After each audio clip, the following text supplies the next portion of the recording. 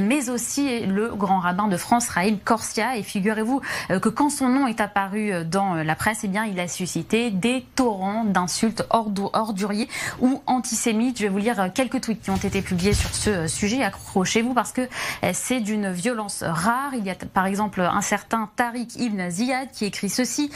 Pour humilier encore plus les Algériens, Macron décide de choisir le célèbre rabbin sioniste Haïm Korsia, connu pour défendre le massacre des enfants palestiniens, pour aller avec lui en Algérie.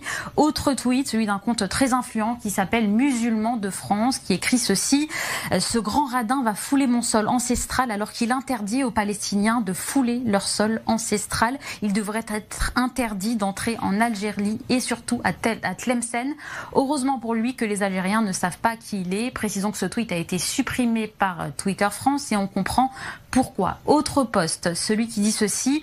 C'est honteux, honteux. Les autorités algériennes sont folles d'autoriser une telle chose. C'est la porte ouverte à toutes les autres complaisances envers eux. Eux, on a compris de qui il s'agit. Et dernier tweet, un certain Sidis qui écrit ceci. Un sioniste de la pire espèce et toi, tu passes de la pommade pour pas dire autre chose. C'est un rabbin qui n'a rien à faire en Algérie avec le soutien qu'il affiche sans vergogne à l'entité sioniste qui assassine le peuple palestinien et surtout ses enfants. Honte sur toi, ce sont des propos haineux, clairement antisémites. Rappelons que le grand rabbin de France fera partie de la délégation officielle et sera donc dans l'avion présidentiel pour la visite du chef de l'État donc en Algérie. Il y aura donc très certainement une sécurité naturellement renforcée et cela n'est sans doute pas de trop.